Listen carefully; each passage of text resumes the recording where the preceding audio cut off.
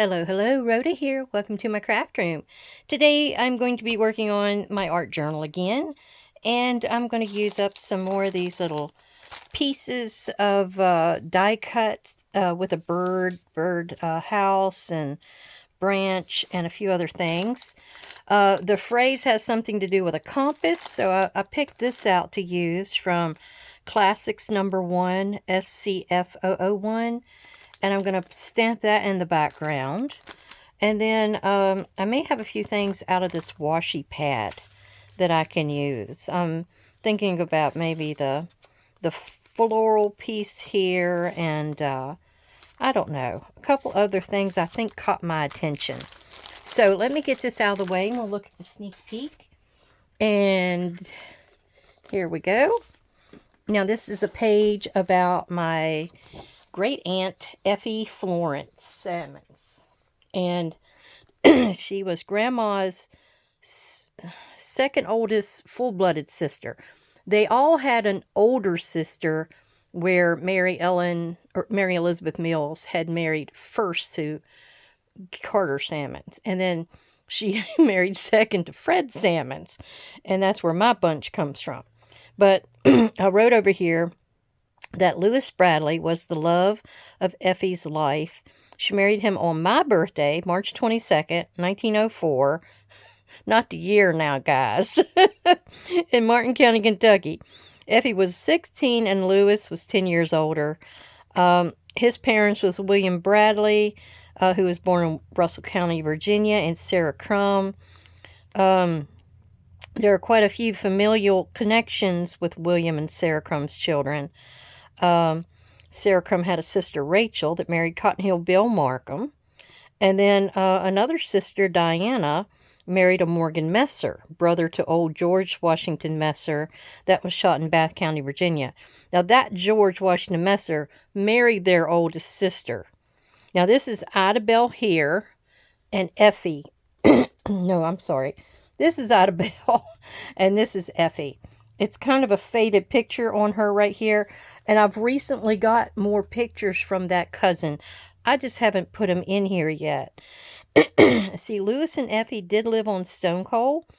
And after they married, and he was a miner and a farmer, they only had one child, Fred Bradley. And what happened there was he was so big that when he came out, he kind of tore her up. I know it's a horrible thing to talk about, but that was the reason she was only able to have the one child. And she named Fred after her father, of course, Fred Salmons. And he was like 10 or 12 pounds. And see, Lewis died in 1923. And then Effie married Benjamin Franklin Meade. They called him Frank Meade. She had a bad left leg and with an ulcerated sore on it. She had to wear sensible shoes all the time. And she was afraid of going to the hospital. She feared they might take her leg off. Oh my gosh. I'm not sure who told me some of this stuff. Now, out of that Mountain Call magazine I talked about the other day, they interviewed this Shirley Chaffins. And she was a local Marrowbone girl. She was married first to Ernest Bowens, and she had a father that was Ira Chaffins, who was a double first cousin to Don Chaffin, the notorious sheriff that suppressed the striking miners in Logan County in the 1920s. That's a famous thing over there. After all the ruckus, Shirley returned to Marrowbone in 1928. Her husband, Ernest, wanted to go back to Logan County and work in the mines, but Shirley stayed on Marrowbone. I'm not sure what happened to Ernest, but he either died or they divorced. And after Fred Bradley married Shirley, he married her. He worked in Himmlerville, Kentucky, in the mines that were known as a death trap. There was a fallout, and Fred and some other men got trapped. If it hadn't been for one man, they would have died. As soon as this man heard the mountains sliding in, I think that should have been heard. The feller hollered out that he was going to make a run for it. He did, but no one knew if he made it. Then they got the signal they were located and to hold out. That feller had made it, and it took all night to dig them out of there. Shirley begged Fred to quit. He did, and afterward worked out in any job available to make $1. Shirley said Fred was a good man to put up with her. They were married over 30 years, and they managed to keep liking each other until the day he died of black lung. That's very common over there, too. All right. So I think that's just about where they were buried and everything. And this was his, Lewis Bradley's World War One draft card registration. And it says he lived on Stone Coal. And then he wasn't able to sign. A lot of times when you see these and there's an X in the middle of their name, that is because they could not sign. And so they would make a mark of an X, and another person, the registrar or whoever, would sign it. And then he would say his mark, meaning that was Fred's mark. I mean Lewis's, I'm sorry. Now this is a fun picture here. This, I had it mistakenly figured out because there was nothing on it. There was no description whatsoever of who each one of these people were. But I think I finally figured them out. And this, I believe, is my grandmother's full brother, James Harrison Salmons.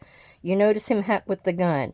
The Hatfields and McCoys was very popular over there. And everybody wanted to be taken holding a gun. So I think this was their little cue on that. And then this is Lewis Bradley here in the middle.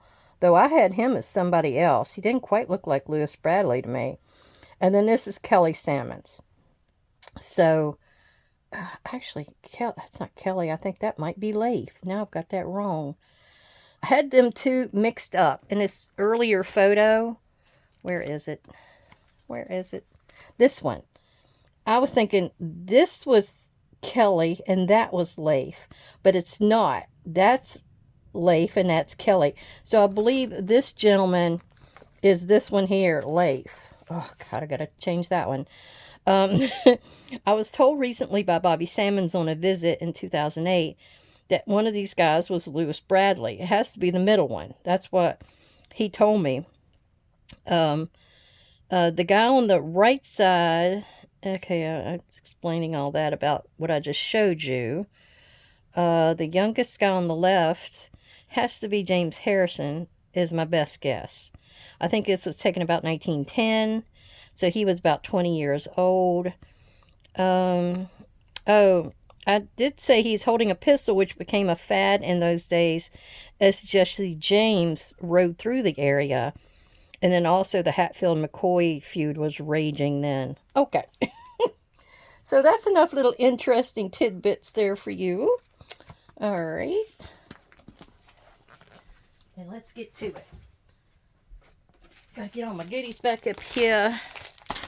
And here are the die cuts. What do they call these? Cutouts, paper cutouts. We're going to put on this page. I haven't quite decided how I'm going to decorate this background yet. But let's go ahead. And I think I'm going to use these two little flowers. I'm going to take a blue birdhouse. And we're going to use it. I like these things because it makes it go fast. They're already punched out. I don't have to do any fussy cutting.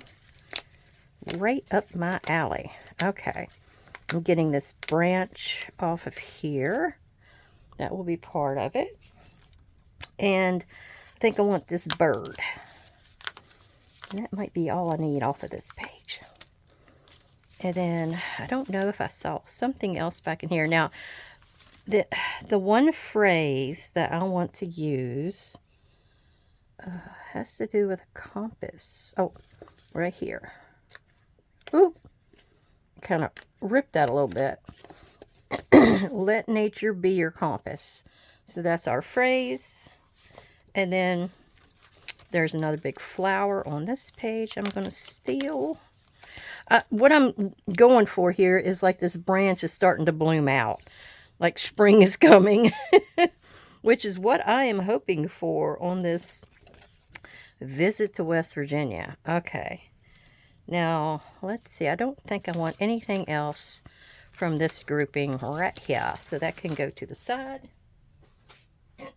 And I don't know what all exactly I wanted out of this one.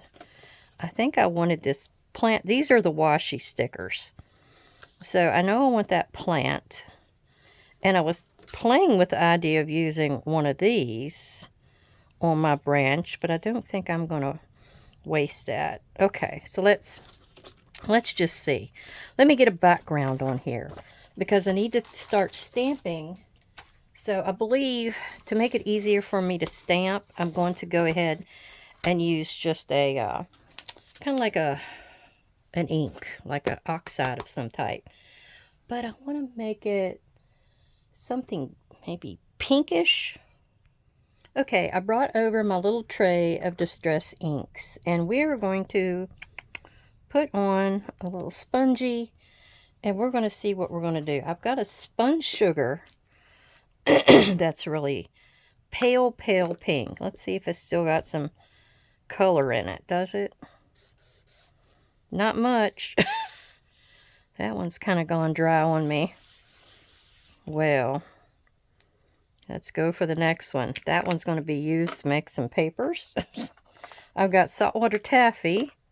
Let's see what I got with that one. Yeah, I got some color coming off of that one. Oh, yeah. So let's just do this. Get us a little bit of color on the page.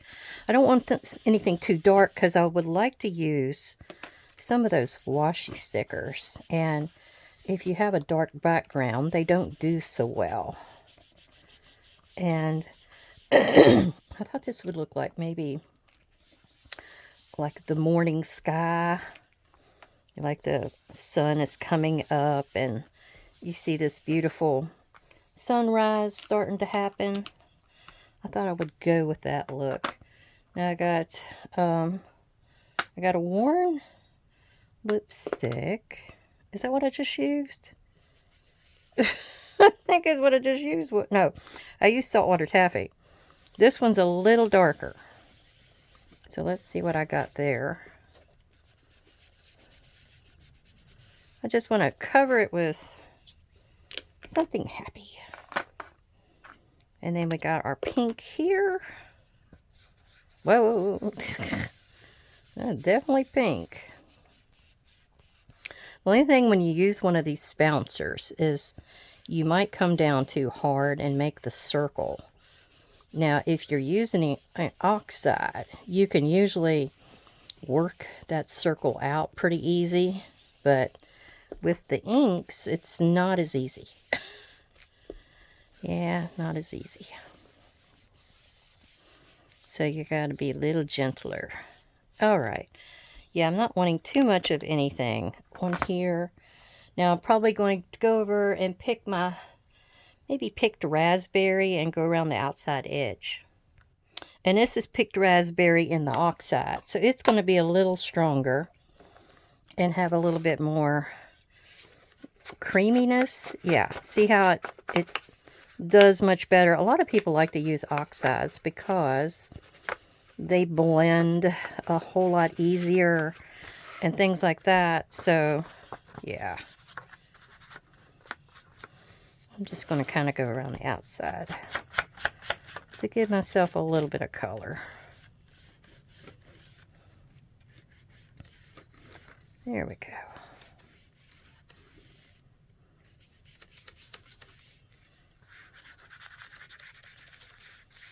Yeah. All right, and I'm going to leave the bottom kind of as is. I shouldn't have actually went down on that side, but oh well, it is what it is, right? All right, next I want to use my stamp on my background. I kind of got to get my pieces on here first and see where everything needs to be. I think I'm going to do this in Vintage Photo. I want something nice and pale. I got a little bit of a hole here in the top of my bird house. There we go. See if I can get that off of there. Now the branch is going to go across right here. My bird house is going to kind of be, I want to put some flowers on that thing, so.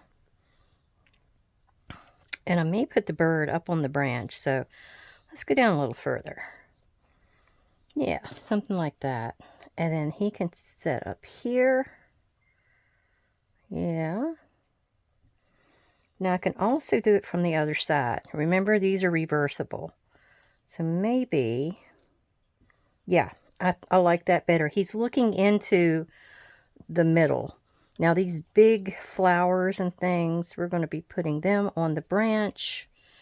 And it looks like I could be putting a compass here and maybe, yeah, maybe up there. Let me see what I want out of this vellum pack or washi pad pack that can go with the look. Oh, I think my door came open. Hang on.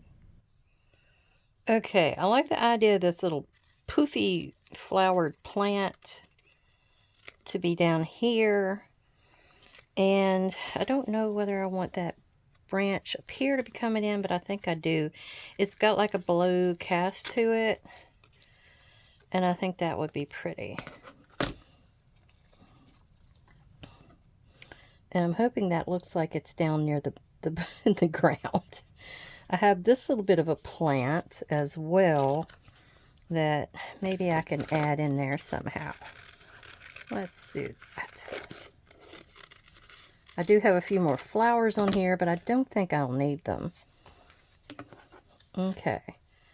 I believe that's all I am interested in for this page. It's going to be sort of just a simple page. So, let's get these little guys down here first. I do need to stamp. That's right, I need to stamp first because that's probably going to go over it. So let's do that. And this is going to be Vintage Photo Oxide. And then I'm going to stamp it. It's just going to be sort of a light transition. I don't want it to be a bold one. Just want it to be kind of on the light side.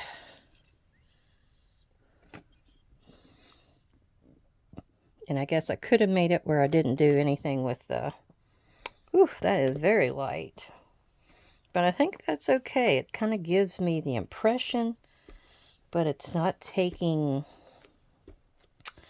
It's not taking a front seat to it all. Let's just do something like this. Ooh, that one turned out a whole lot brighter. Okay. And then this went here. Yeah, I think I'm good with that. I'm good with that. Yeah, it's whatever makes you happy. You look at it and you figure it out, and then you say, stop. That's enough. Let's see, I'm going to go ahead. This is really glittery because of me using that gold that time. It's like all over this, but I just want to get it kind of close to the edge. Okay. And that'll work.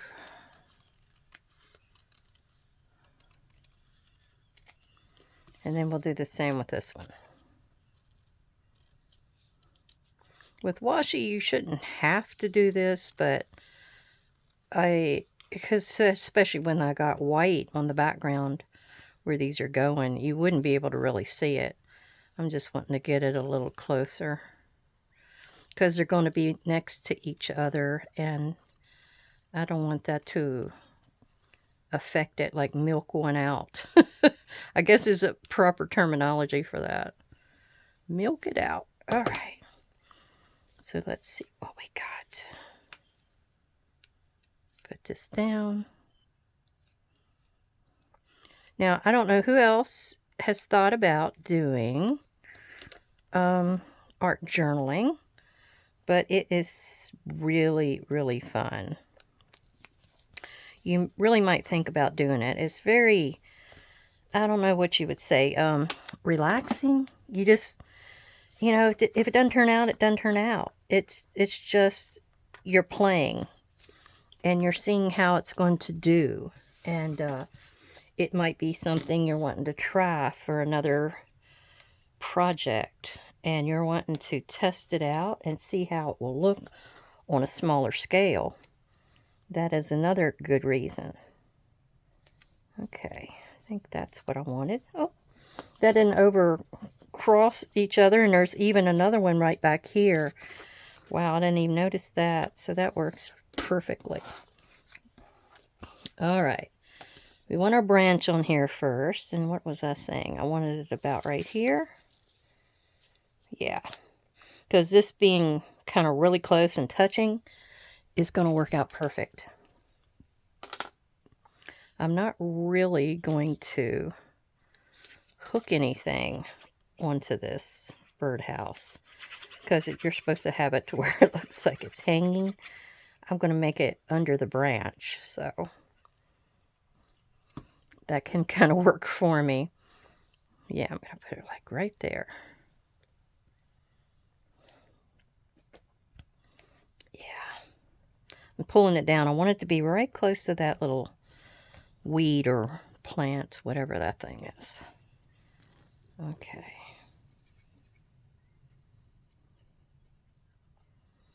I hope everybody has been enjoying the nice days if you've had them. It's very nice out there today. A little windy, but other than that, I'm all for it. I hope it's like that over in West Virginia for us a few days. I just had somebody, we have a messenger thing on the page where people can actually write to us in private, and we have it like that because sometimes they want to give us their address or something if they're ordering a book. So somebody gets on there and wants to know if we can help them. I get on there and I said, yeah, what did you have a question about? And they wanted to know if the road was still closed over there on Jenny's Creek in this one area. I said, well, I wouldn't know. I live 5 hours away in Virginia. And they said, oh, I didn't know. They said something about, well, I thought that was close to Kermit. And I said, Jenny's Creek is, but I'm not. Like, what in the world? People. Now, see, this has got a little bit of a pink cast to it, but I think I'm okay with it because the darkness comes out, and I think it's fine. Now, I want to put my flowers on here first before I do my bird, because I think I'm going to put a big flower up here first, and maybe Mr. Bird can go on after that. I think the other two are going to go below. Yeah, but if you wanted to do art journaling, it is very fun. And you can get things out of magazines if you didn't want or able to buy. You can get like little inexpensive stickers at the store and use those. There's so many different things that you can use. I use some pieces on the back of a calendar. I think on one of my art journaling pieces. There we go. It looks like he's standing right on that branch. Okay. And then I have another plant or bloom that I'm going to put, I think, in front of him. So it looks like he's on the branch and it's like out from him. Yeah, something like that. Like this is a glorified cherry tree. Oh, we had, I should say, this little crabapple tree out behind us here. And I had wanted one, so Roger planted it for me. And needless to say, I don't want that there, I think. I want it over top. There was rain or really high winds and stuff that hit right close to each other, and boy, it came through and it knocked that over.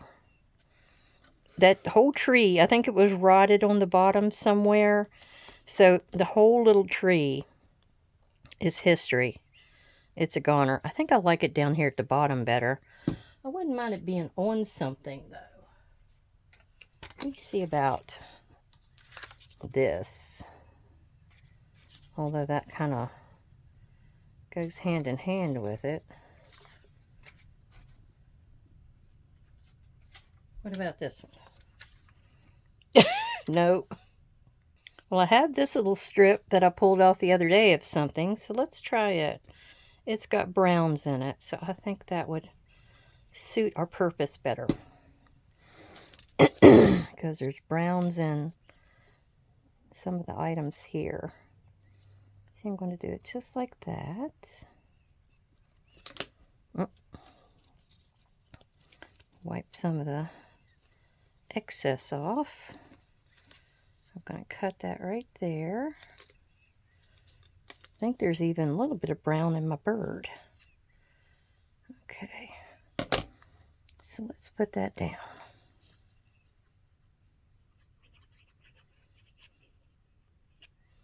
There.